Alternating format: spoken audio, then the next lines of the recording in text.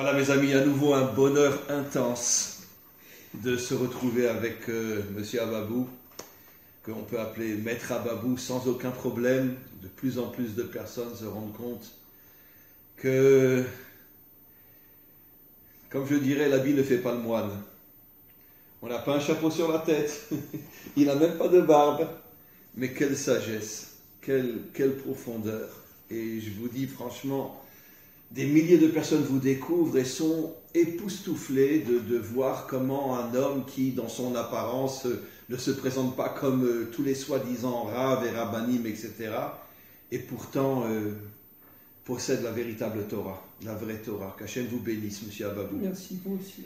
Et on va continuer, mes amis. Écoutez, le dernier, on a déjà fait 3 cours sur la responsabilité et le lien qu'a la France avec la délivrance finale. Le dernier cours que j'ai intitulé, ça me fait rire d'ailleurs, la femme du Mashiach sera française, a fait un tollé dans le bien. Bon, il y a eu toujours, c'est normal, il y a eu quelques réflexions, pour qui vous prenez-vous, vous êtes des tarés, etc. Bon, c'était 1 ou 2, tant mieux d'ailleurs, c'est normal qu'il n'y ait pas que des admirateurs. Ça prouve qu'on vit dans un monde d'humains et pas dans un monde d'anges. Et donc, je remercie d'ailleurs tous ceux qui me critiquent ou critiquent Monsieur Ababou, parce que ça nous fait du bien. Surtout que Rabbi Nachman de Breslev explique dans l'Likutei Moharam que les critiques, c'est comme de l'eau que l'on verse sur une graine, ça lui permet de pousser. C'est extraordinaire. Exactement. Ça veut dire continuez à nous critiquer, on vous aime, on vous adore, merci, merci, grâce à vous on pousse. Quoi qu'il en soit, on va continuer aujourd'hui notre cours sur la relation avec la France. Monsieur Ababou a des révélations extraordinaires à dévoiler aujourd'hui. Et comme d'habitude, j'interviens à mon niveau, mais la parole est pour l'instant Monsieur Ababou. Allez-y, cher ami. Bien, Rav, d'abord, encore une fois, je suis très heureux d'être avec vous. Bonjour. Revenons un peu d'une manière extrêmement synthétique sur le couple Israël-Nation, d'une manière générale, à partir de la foi d'Adam Arishon, à partir de la foi d'Adam et Ève. Bon, vous savez que, encore une fois, le serpent est rentré par l'intermédiaire de la femme dans l'homme. Et d'ailleurs, dans Adam, il y avait à la fois Israël et les 70 Oui, nations. exactement, c'est exactement ça. Voilà. C'est exactement ça. À l'intérieur d'Adam, il y avait le couple Israël-Nation qui formait le Halef. Qui marchait avant la faute. Exactement, qui fonctionnait avant les fautes, et les deux étaient complètement liés. Et qui étaient représentés par Adam et Ève. Exactement. C'est-à-dire Ève, la dimension des 70 nations. Exactement. Et Adam, la dimension d'Israël. C'est exactement ça. Il y avait un couple parfait. C'est ça. Donc Adam et Ève, c'est le couple Israël universel, Israël-Nation qui se forme, et le serpent est rentré à travers les nations pour atteindre Israël. D'accord ? Comme on le voit jusqu'à aujourd'hui. Comme on le voit jusqu'à aujourd'hui.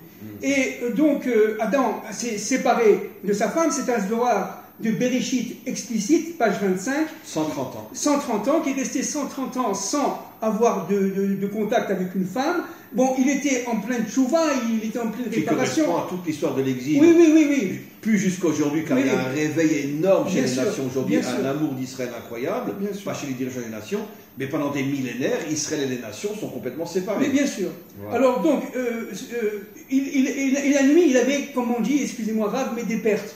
Et ces pertes-là sont tombées, entre parenthèses, dans ce qu'on appelle aujourd'hui le Erev Rav. Qu'est-ce que c'est que le Erev Rav? Alors je vous explique. Ça veut dire ces pertes ont donné naissance à des créatures maléfiques. Voilà, exactement. C'est quoi le Erev Rav? Le Erev Rav, ce sont ces créatures... Excusez-moi de vous interrompre, mais vraiment, excusez-moi, mais vous savez que le Zohar dit explicitement qu'au niveau de la création d'énergie destructrice, la plus grande faute est, excusez-moi de le dire, une personne qui se masturbe, crée des énergies qui vont devenir des Hitler, des gens comme ça. Hitler est la production directe de milliers d'hommes qui se masturbent. Ces énergies, après, rentrent dans le corps d'un homme comme Hitler. Ça veut dire 50 millions de morts pendant la Deuxième Guerre mondiale à cause de tous ces crétins qui se masturbent dans les toilettes. Voilà.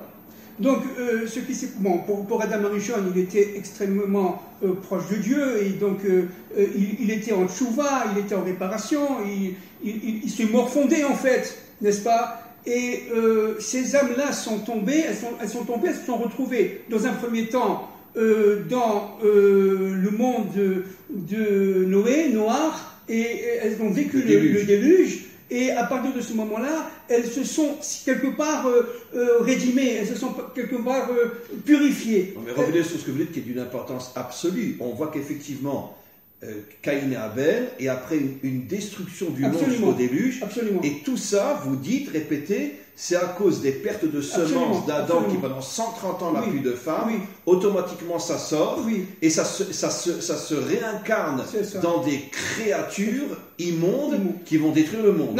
Voilà. Alors, donc, on le retrouve, alors je vais très vite, hein, on le retrouve dans le temps de Noé, elles se sont encore retrouvées dans le monde de Nimrod, n'est-ce pas? Bien entendu, à Babel. Elles se sont retrouvées dans le monde de l'Égypte. D'accord? Et elles sont sorties. Ça, c'est le Zohar qui le dit. Oui, bien sûr. Elles sont sorties d'Égypte. Moshe les a sorties d'Égypte. Elles se sont reliées. Le Erev Rav. On parle du Erev Rav. Elles se sont reliées à Israël. Et elles ont, si vous voulez, très vite entraîné des fautes, entraîner des conflits à l'intérieur même d'Israël, et surtout la faute du veau d'or. Mais la première faute qui a fait tomber Israël, c'est le Erev Rav. Voilà, c'est ça. Alors qu'est-ce que c'est? Alors, il faut comprendre une chose. C'est que ce Erev Rav, dit le Zohar, est formé de 5 forces. D'accord? Alors, je vais les donner parce que c'est très très important. Vous avez les Néphilim, les Giborim, les Anakim, les Rephaïm et les Amalekim. D'accord? Alors, les Néphilim, ce sont des anges qui sont déchus, qui ont fait, si vous voulez, la fête, et qui ont profité un peu sexuellement, même beaucoup. Comme Azaël. Exactement, comme Azaël, etc. Et donc, c'est première force. Deuxième force des Giborim. Avec votre mission, réexpliquez mieux comment des anges, c'est quel rapport avec la semence? Ça veut dire que les anges se sont réincarnés dans cette semence perdue de Adam. Mais bien, c'est évident. Voilà. Mais ce sont des anges maléfiques. Absolument. Parce qu'il n'y a pas que des bons anges comme les idiots le croient. Absolument. Dans le monde d'en haut, il y a autant de forces négatives que de forces positives. Qu'est-ce que c'est qu'un ange? C'est une force. Voilà. D'accord? Qu'est-ce que c'est qu'un ange? C'est une force. Alors vous avez des forces d'en haut et des forces d'en bas. Et les forces d'en bas, ce sont les forces négatives. Bon, alors ces anges-là sont passés des forces d'en haut en forces d'en bas, et à partir de ce moment-là, elles ont été avec des filles, etc. Bref, ça comme a été... Comme le dit la Torah. Fin de Bereshit. C'est ça, voilà, exactement. On parle du Zohar, d'accord, et commentaire de Bereshit. Le deuxième force, ce sont les Giborim. Alors les Giborim, qu'est-ce que c'est? Ce sont des personnes qui se prennent avec leur ego, avec leur... Ceux qui dirigent le monde aujourd'hui, derrière les dirigeants. Voilà, toutes les forces obscures qui tiennent nos dirigeants entre leurs mains et qui dirigent le monde. Exactement. Alors ils sont pris par leur ego, ils sont pris par leur force intérieure qui est complètement négative. Ils veulent régner dans le monde, évidemment, à la place de Dieu. D'accord? Bon, troisième force, très important, les Rephaïm. Les Rephaïm, ce sont des forces, ce sont des anges, mais ce sont des forces qui, tout simplement, contiennent en elles une haine de la Torah. Une haine de la Torah très très profonde, c'est-à-dire notamment de la Torah de la délivrance. C'est pour ça que le Mashiach va souffrir énormément de ces forces-là. Parce que lorsque le Torah de la délivrance va sortir vraiment, eh bien ces forces-là vont être activées et elles vont tout faire pour empêcher ce qu'on appelle le Messie, fils de David, de resplendir dans le monde.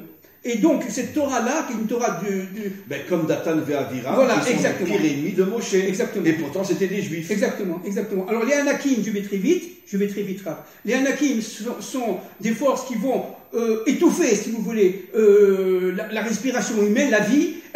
C'est par la désinformation, c'est par le virus, par les variants, par les vaccins, exactement. C'est le monde de Bilam. On est bien, après-demain, il y aura chaque Bilam, Balak, n'est-ce pas? Ce sont les forces de la désinformation, les informations, etc. de Bilam, qui fait que véritablement on ne comprend plus rien. Il y a une conjugaison de forces là-dedans, qui sont directement 3 forces, si vous voulez, je vais très vite. Les forces de Nimrod, les forces de Bilam, et les forces de Corée. D'accord? Alors les forces de Nimrod, c'est le grand mélange. Je vais très vite. Les forces de Corée, c'est l'usurpation, si vous voulez, de l'autorité de Moïse, et la remise en cause des forces de Moïse et des forces de Pharaon, et les forces de Bilam, c'est tout simplement essayer de faire la sorcellerie, etc. Toutes les forces obscures de ce monde. Exactement, essayer tout simplement de faire passer de la bénédiction qu'il y a à Israël à une malédiction. Et notamment une malédiction d'Israël pour maudire le monde, en fait.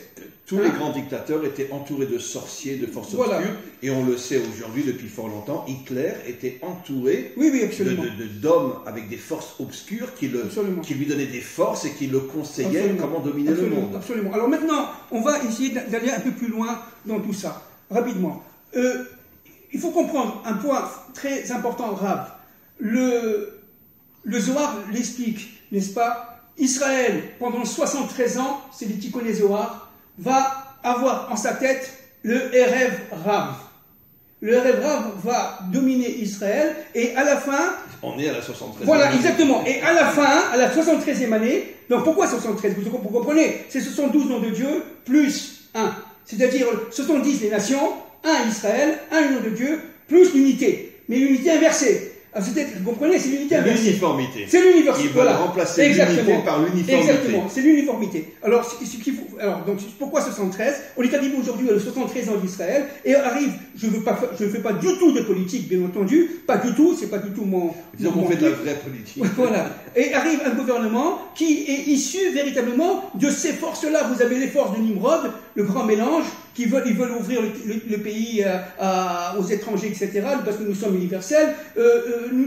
Il y a aussi, évidemment, le vol, n'est-ce pas? On va essayer, d'une manière cachée, effectivement, essayer de ramasser le maximum d'argent. Aujourd'hui, le ministre des Finances a mis fin à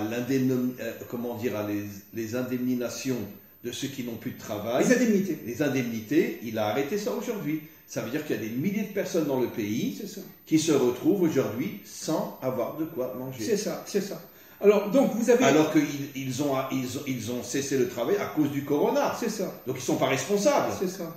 Et lui, il a décidé d'arrêter. C'est ça. Alors, tout le monde sait qui c'est, d'où il vient et que c'est un agent du KGB, mais c'est pas grave. Alors, ce qui est très important de comprendre, c'est que ce gouvernement qui arrive à la fin forme ce qu'on appelle les forces d'Amalek. Qu'est-ce que c'est que les forces d'Amalek? Les forces d'Amalek, ce sont des forces qui viennent pour séparer, casser, le monde en haut du monde en bas, de manière à ce qu'il n'y a plus de lien entre les deux mondes, de manière à ce que Adam Arishon ne puisse plus faire sa réparation et qu'il ne puisse plus revenir, afin que Dieu ne règne plus jamais dans ce monde. Comme nos maîtres disent, un homme qui n'est pas marié n'est pas un homme. Exact. Je ne parle pas d'un homme qui a été marié, qui ne l'est plus, mais je parle d'un homme qui n'a jamais été marié n'est pas un homme. Ce qui veut dire qu'il faut le couple pour la construction.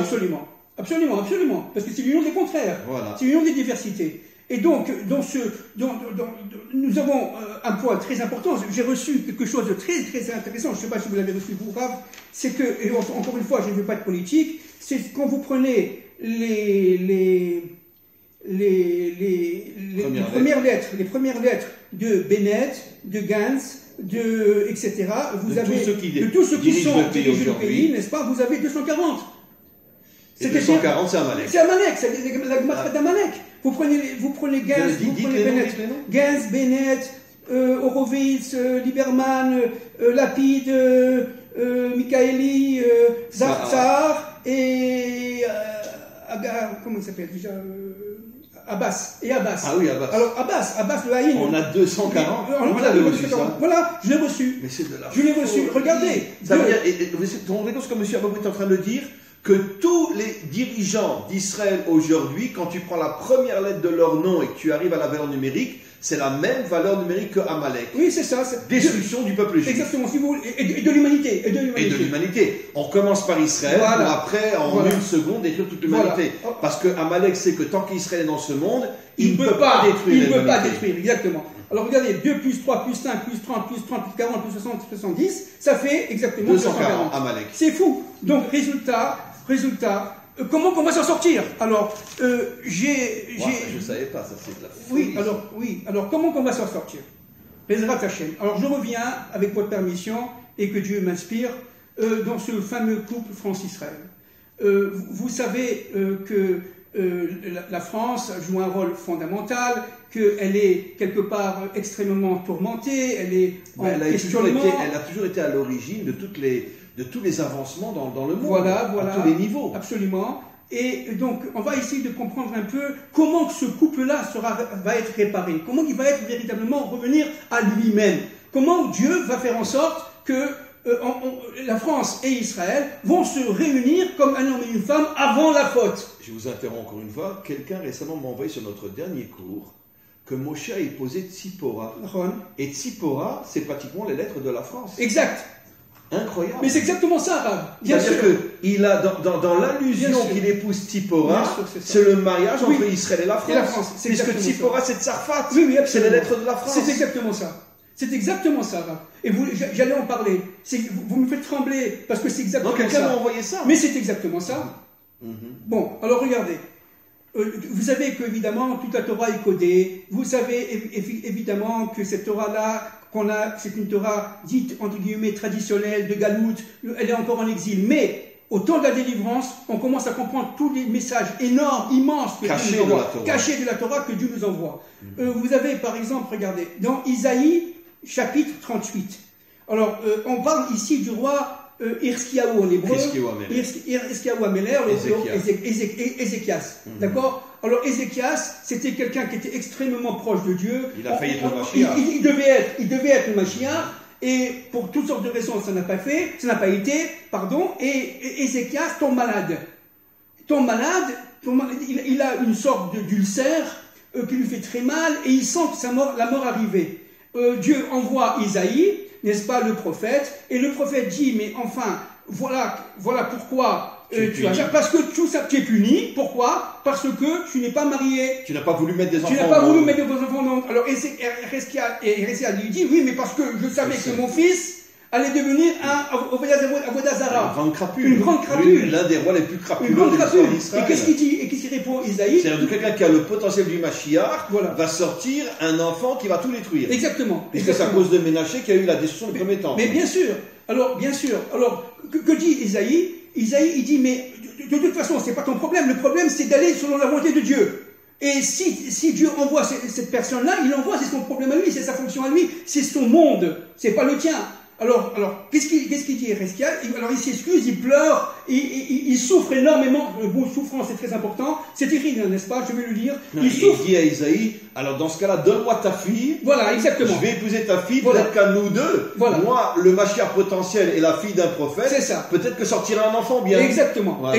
exactement. Et Isaïe accepte, il lui donne sa fille. Bon, mais avant ça, et un point fondamental. Regardez, il est très malade. Isaïe dit, tu as fait tchouva, tu pleures, etc. Akadosh Baruch Hu est venu à moi et il m'a dit que tu vas guérir encore pendant 15 ans. Ça veut dire ta vie va... Si tu te maries. Si tu te maries, bien entendu. Si tu te maries, tu vas guérir pendant 15 ans. Mais voilà ce qu'il faut faire. Regardez, je lis Hérésia, Psukim, comment on dit, versets 5 et 6. Voici ce que déclare l'Éternel, le Dieu de David, ton père. J'ai entendu ta prière et vu tes larmes. Je prolongerai ta vie de 15 ans. Je te délivrerai ainsi que cette ville de la main du roi d'Assyrie. Bon, c'est un autre problème. Et comment? Eh bien, tout simplement, en lui donnant une sorte de pâte de dattes. Vous voyez, une pâte de figues et de dattes, surtout des figues, n'est-ce pas, qui va pèse sur sa main. Mais les Chachamim me disent, mais attends, c'est très grave, parce que c'est du sucre, le sucre va aggraver le mal. Eh bien, en aggravant le mal, il va guérir. C'est très important ça. En mettant du c'est sucre. Un peu comme un vaccin. Exactement. On prend du mal pour guérir. Mais c'est ça. Alors, c'est un vaccin. Et il va guérir comme ça. D'accord? Alors, un deuxième point très important. Maintenant, regardez par rapport à la France. Roi Melachim, chapitre 2, versets 19, 20 et 21, page dans la Torah du rabbinat, n'est-ce pas, traduit par le rabbinat de France, page 695, je dis en français. Or, les habitants de Jéricho dirent à Élisée, alors juste un mot, Élisha, c'est un élève extrêmement fidèle d'Eliaou, du prophète Élie, n'est-ce pas? On dit même qu'ils étaient la même âme. Oui. Ils formaient le Aleph, ils formaient l'unité entre les deux. Et à un moment donné, Élisée, il quitte, Élie, le prophète Élie, quitte Élie, son élève Élisha, va vers la Transjordanie, et pour revenir après, il va en fin de compte toucher des points cosmiques, d'accord? Et il revient. Mais or, Élisha, regardez bien, il se trouve à Jéricho, comme Charav Azona. Il se retrouve à Jéricho, n'est-ce pas? Et regardez, Or, les habitants de Jéricho disent à Élisée, le séjour de cette ville est agréable, comme mon Seigneur le voit, mais l'eau y est malsaine et le sol meurtrier. Il répondit, apportez-moi une cruche neuve que vous remplissez de sel. Et on le lui apporta. Mais enfin, qu'est-ce que ça veut dire? Ça veut dire que la mer Morte, évidemment, elle est très salée. C'est une des mers les plus salées au monde, n'est-ce pas? Eh bien, la source de Jéricho, qui est tout près de la mer Morte, est salée. Et qu'est-ce qu'il dit? Encore une fois, Elisha, il dit, apportez-moi une couche remplie de sel. C'est-à-dire, comme pour le roi Ézéchias, il va aggraver le mal. Il va aggraver le mal. Et de cela va sortir, regardez, il répondit, apportez-moi une cruche neuve que vous remplissez de sel. Et on lui l'apporta. Il alla vers la source d'où venait l'eau, et il jetait, voilà, la mauvaise eau, et il jetait le sel en disant, telle est la parole de l'Éternel, je vais rendre ces eaux salubres, et elles ne causeront plus une mort, ni ravage. Les eaux seront salubres jusqu'au jour présent, selon la prédiction faite par Élisée. Alors, qu'est-ce que ça veut dire? Ça veut dire qu'en fin de compte, Akadosh Baruch Hu, il dit, il faut pour pouvoir soigner le mal, il faut passer par le mal. Si je peux vous interrompre. Oui, parce que là, on va je viens approfondir. Juste avant de venir, vous savez, toutes les semaines, j'envoie un Dvar Torah comme ça sur mes contacts WhatsApp. C'est exactement le Dvar Torah que j'ai fait.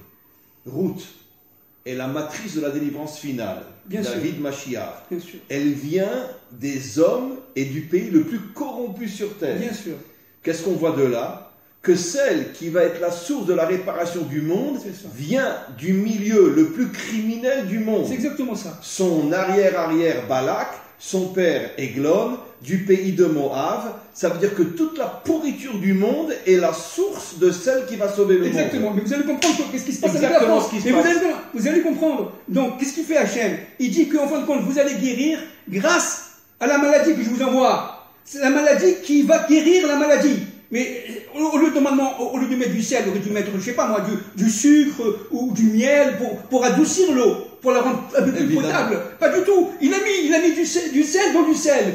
Alors pourquoi? Donc le corona, qui veut dire en français la couronne bien du sûr, Mashiach, bien va sûr, nous sauver. Bien sûr. Et 3 ans après la Shoah, bien sûr. on renaît sur notre terre. C'est exactement ça. Exactement. Exactement. Voilà. Alors c'est très intéressant. Parce que mais pourquoi Dieu fait ça? Parce que Dieu veut nous interpeller. Akadosh Baruch Hu, il veut nous réveiller. Akadosh Baruch Hu, il veut tout simplement nous poser des questions. Et on ne réveille pas les gens avec du miel. Voilà. On les réveille avec des du sel, avec des claques, voilà. avec des coups. Et c'est le problème d'Eresquiel. Il a eu très peur. Il a commencé à pleurer. Et le roi Ézéchias, le roi Ézéchias a eu peur, a pleuré, il sentait la mort venir, de mourir, il sentait la mort venir, etc. Et c'est la même chose. Et là, c'est la même chose. On passe du sel le plus infect, imbuvable, surtout à de l'eau. Sel de la mer morte. Oui, de la mer morte à de l'eau pure, buvable et salubre, et qui va tout simplement guérir. Alors, vous comprenez le message? Le message, c'est, mes enfants, si je vous envoie tout au long des siècles, à vous Israël, tout simplement la souffrance, la douleur, c'est tout simplement pour arriver à vous purifier de manière à ce que véritablement vous soyez guéris à la fin des temps de l'histoire. Et c'est pareil pour la France. Et c'est pareil pour la France, Rav. C'est-à-dire que la France, en fait, actuellement, elle souffre, elle ne sait plus où elle en est. Elle est dominée par des mondes de Nimrod, de grands mélanges. Elle a perdu ses valeurs, tout est inversé. Il n'y a plus la liberté, elle est bafouée, bien entendu. Tout est désinformé, désinformant, etc. Et qu'est-ce qu'il dit Dieu? Ne t'inquiète pas, France. Tu vas descendre encore plus bas pour pouvoir te guérir. Remonter. Vous savez que c'est ce que j'ai expliqué récemment dans un cours, la vache rousse. Beaucoup de commentaires disent pourquoi elle s'appelle Adouma. Ça vient de Édom. Bien sûr. Et Édom, c'est la première civilisation qui a séparé l'Église de l'État, le monde d'en haut du monde d'en bas. Et c'est avec elle qu'on répare l'impureté de mort, qui est la séparation entre l'âme et le corps. Oui, exactement. Ça veut dire qu'Hachem prend le mal et le transforme en bien. C'est exactement ça. Voilà. Mais c'est ça la délivrance. La délivrance, c'est en fin de compte que le mal, en fin de compte, c'est une carapace, c'est une extériorité qui cache le bien. Qui cache un bien énorme. Plus encore que le bien visible. Oui, plus c'est pour ça que le maître dit que celui qui a fauté et qui revient est plus grand que celui qui n'a jamais fauté. Oui, absolument. Mais bien sûr. Bien sûr, le balai de Tchouva, celui qui revient, le balai de Tchouva, tout simplement, il est plus grand. Pourquoi? Parce qu'il a travaillé sur lui-même, évidemment. Mais travailler, ça veut dire recevoir des coups. Et recevoir des coups, ça veut dire faire monter l'âme. Plus on reçoit des coups, plus l'âme monte. Mais c'est pareil pour l'universel. C'est-à-dire qu'il ne peut pas y avoir de Mashiach Ben David, il ne peut pas avoir de troisième temple, il ne peut pas avoir de couple réuni entre Israël et la France si la France et Israël ne reçoivent pas des coups. Alors ce qui est terrible, c'est que la France a été utilisée par Dieu pour donner des coups à Israël, pour la réveiller, vous voyez, si vous voulez. Et Israël, avec les coups que qu'a envoyé la France depuis les années 70, etc., et bien tout simplement est arrivé à un certain niveau où le RF Rav arrive au pouvoir. Avec les forces d'Amalek, on l'a vu tout à l'heure. Je leur dis clairement que juste avant la délivrance, tous nos dirigeants seront du RF Rav. Voilà, exactement. Les 73 ans, n'est-ce pas? Tous nos dirigeants seront de l'essence même du RF Rav. Et donc la France vit exactement en parallélisme, mais d'une manière extrêmement cachée, ce que vit Israël, mais d'une manière universelle. La France représentant les forces universelles qui ne sont pas directement reliées à Yud Vavke, qui le seront grâce à Israël un jour, grâce à Israël revenu sur sa terre. Et c'est ça, si vous voulez, le plan de la libération du monde. Je peux vous interrompre quelques secondes après toutes ces merveilles que vous dites. Vous savez, je vais vous donner un exemple dans un autre domaine, un exemple qui est difficile à comprendre. Vous savez très bien que nos maîtres nous disent qui ont été les premiers fondateurs de l'Allemagne. Vous l'avez dit. Ce sont les Cananéens. Avant de rentrer en Eretz Israël, Yahushua a permis aux Cananéens de fuir pour éviter le combat. Exact. Les Girgachis sont partis. Ils ont reçu des lettres. Voilà. Girgachi aussi devant Germain. Bien sûr. Et tous nos commentaires, le Radak, Rashi, etc., expliquent qu'une partie du Girgachi est partie en Allemagne, l'autre en France. Oui. Mais ces Girgachis-là avaient vécu pendant 400 ans en Israël. Exact. Donc ils ont capté des énergies positives qu'ils ont mis en prison chez eux. Et comme le dit le Zohar, plus le mal possède des énergies positives, et plus il les détourne pour faire grandir son mal. C'est ça, il se nourrit. Donc finalement, le pays qui a tué 50 millions de personnes en 4 ans, et 9 millions de juifs, car on sait que c'est pas 6, c'est 9, mais peu importe, mais en tout cas 6, 9, d'accord, était le pays qui possédait le plus d'étincelles, on pourrait dire hébraïques, vu qu'il avait vécu en Israël et qu'il a détourné vers le mal. Exactement. Qu'est-ce qu'on va comprendre de là? Exactement.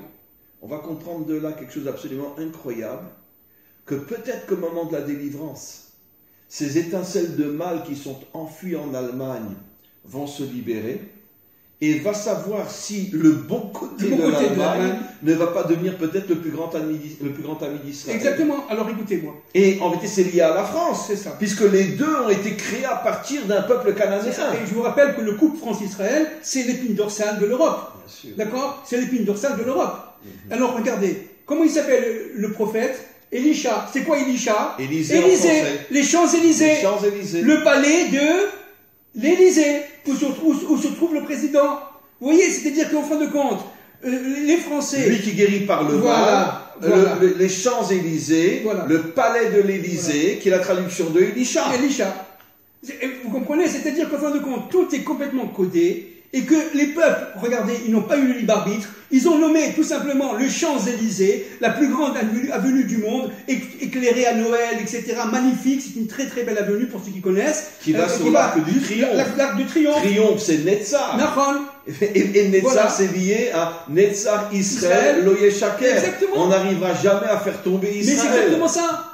C'est exactement ça. L'arc de Triomphe, par Napoléon, qui a construit ça, Napoléon. Qui a envoyé cette fameuse... qui voulait envoyer... Et on a vu dans le texte la dernière comment il avait Israël. Voilà. Vous comprenez, c'est fou. Il y a 2 semaines, oui. Oui, alors vous avez compris, Rav. C'est-à-dire véritablement que le gouvernement français qui se trouve à l'Élysée, il se trouve à l'Élysée. C'est-à-dire véritablement au fin fond d'Elisha. Or, Élysée, c'est quoi? C'est l'élève d'Elisha, il formait un avec le prophète Élie. Et qui c'est Élie? C'est celui qui assiste à la Brit Mila, c'est-à-dire à la circoncision. Et chaque circoncision, et aussi, donc par le chiffre 8. C'est pas Elisha qui a ressuscité un mort? Oui, Donc Oui. ça montre aussi, il ressuscite le mort. Bien sûr. Dans le sens du message, ça veut bien dire sûr. que la France mort, il va la ressusciter. Voilà, c'est exactement ça. Comment il va se ressusciter? Grâce à Eliyahu Hanavi, c'est-à-dire grâce au prophète Élie, qui va revenir. Qui est l'annonciateur et de qui la annonce délivrance. la délivrance. C'est pour Qui ça est que le maître d'Elisha. Mais qui est le maître d'Elisha. Et c'est pour ça que Motzei Shabbat, chaque Motzei Shabbat, après Shabbat, on chante Eliyahu Hanavi, Eliyahu Hanavi, Eliyahu Hanavi, la quatrième coupe, le quatrième repas est lié directement au roi David. Et on dit Eliyahu Hanavi.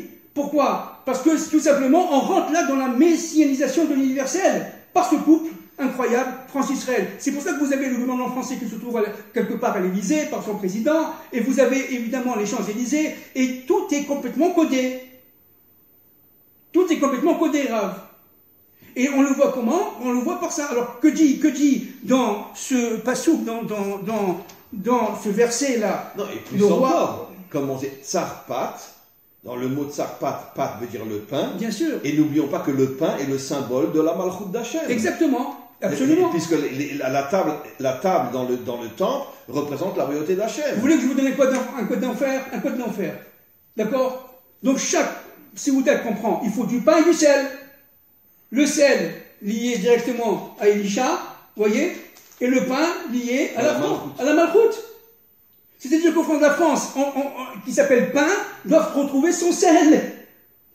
Et c'est ça, et nous les juifs qui mangeons, etc., le repas, etc., il faut prendre du pain et le mettre dans le Birkat Amazon, etc., dans le sel. Pour quoi faire? Pour faire l'union entre le pain, lié à la Malchut, et le sel, qui sont les épreuves. Les épreuves. Sans lesquelles Voilà. on ne peut pas revenir dans le bien. Et ben voilà. Donc c'est ça le travail de la France, c'est tout simplement de travailler sur elle-même, de manière à retrouver sa propre identité, parce qu'aujourd'hui, Israël, comme la France et comme le monde entier, sont en crise très grave d'identité. À cause des dirigeants. À cause des dirigeants, bien entendu, parce que le travail d'Amalek et le travail de Nimrod, c'est tout simplement de brouiller les cartes.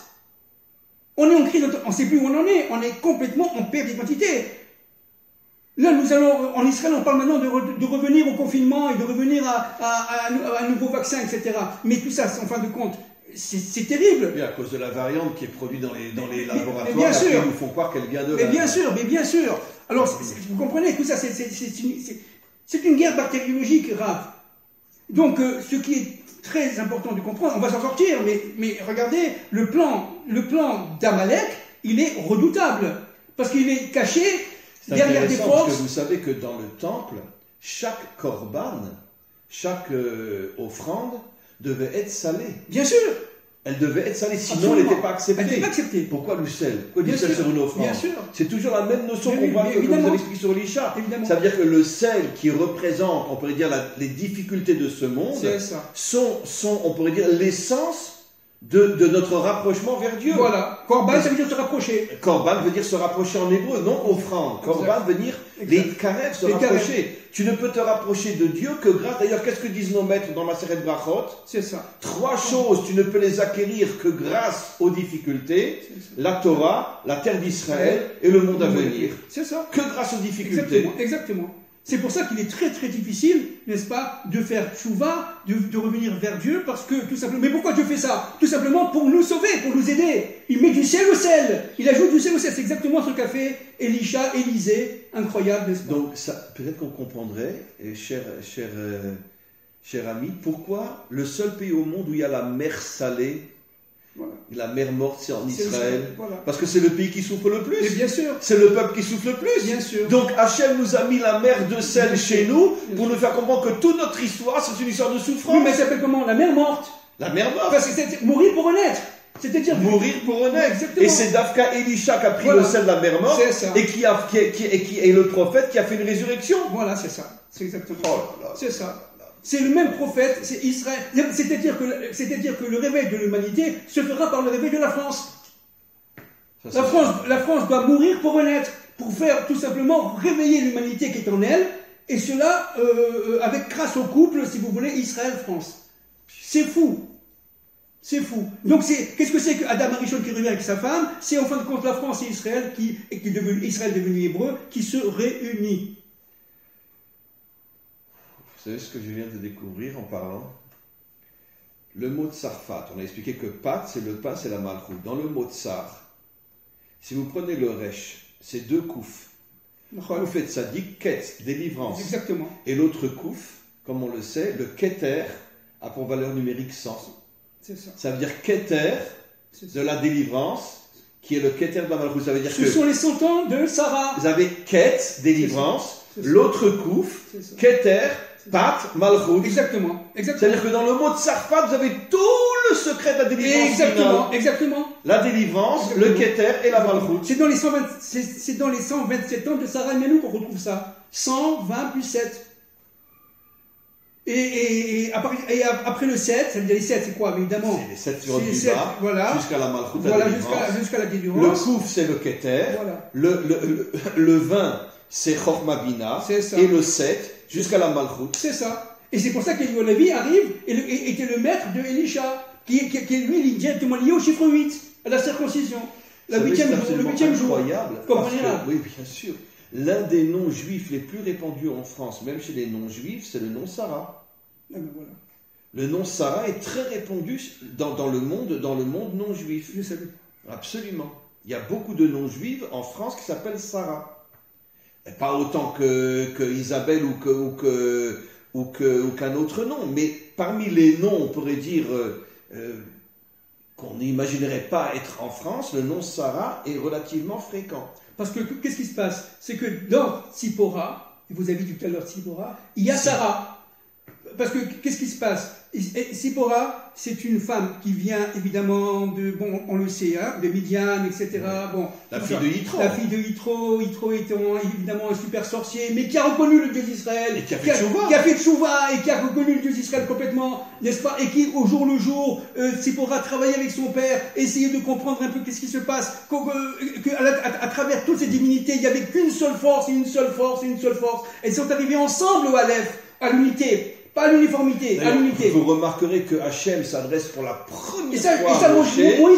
Moïse l'a vu. Hachem s'adresse pour la première fois à Moshe tout de suite après son mariage avec Tzipora. Exact. Comme pour nous faire comprendre que aussi grand était Moshe, Exact. tant que t'es pas marié Voilà. avec Tzipora, qui représente aussi la France, C'est ça. je ne me dévoile pas à toi. C'est exactement ça. C'est exactement ça. C'est exactement ça. C'est pour ça que Tzipora, regardez, par rapport à Léonavi, elle a fait la bride de son fils. C'est Tzipora qui a fait la bride de son fils. C'est-à-dire que c'est la France qui, grâce à l'aide d'Eliolavi, du prophète Élie, a fait la bride du monde. C'est fou. Vous comprenez, Rav? C'est énorme.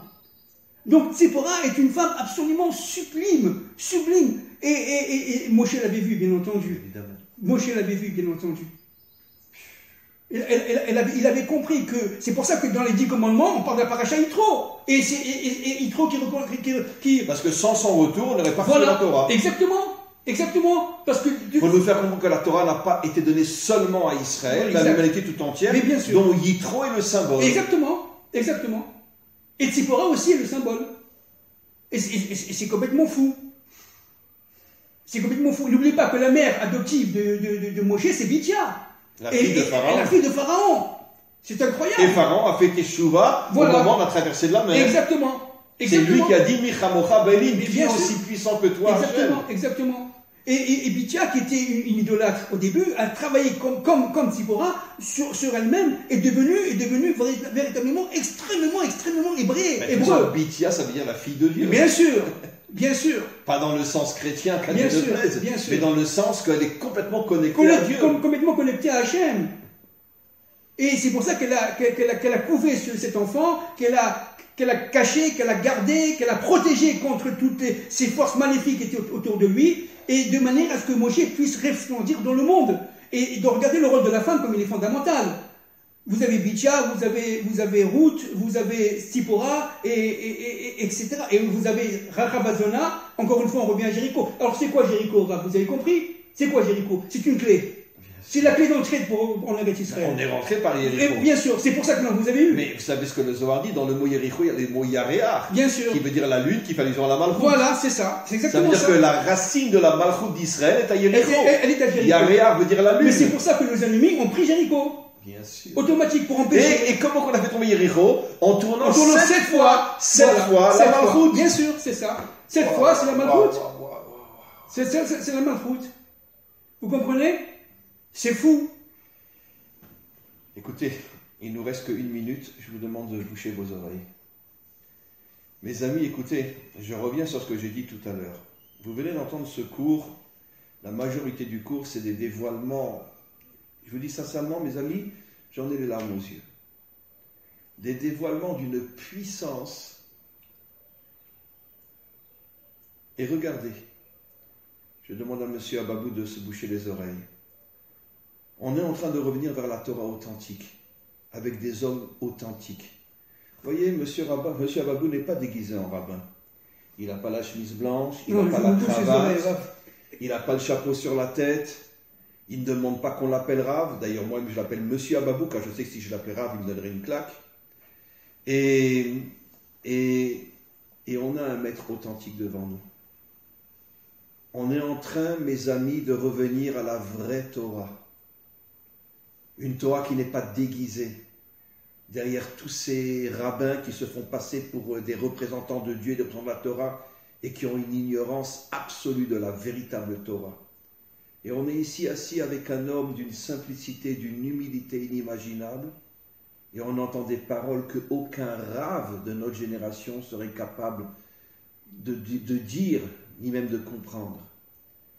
Alors, je vais vous dire quelque chose de très fort, mes amis, que moi-même je découvre avec M. Ababou.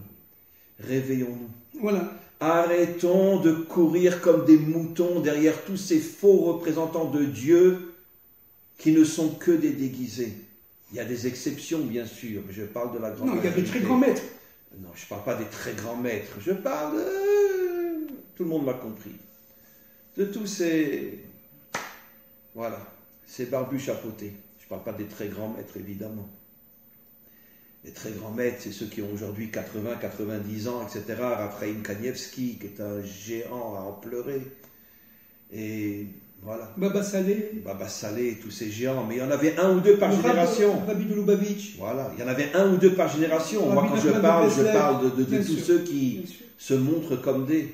Le Chefetz Chaim. Voilà. Mais bien sûr, on en a eu deux ou trois par génération. Le Rav Kook, bien sûr.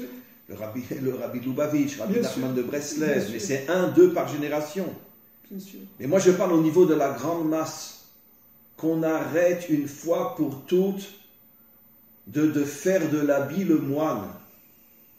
Vous avez le bonheur, et je remercie Hachem d'avoir commencé des cours avec M. Ababou, on a le bonheur de pouvoir recevoir une Torah authentique, avec humilité, avec simplicité, mais d'une authenticité inimaginable, précisément d'un homme dont l'habit ne fait certainement pas le rabbin.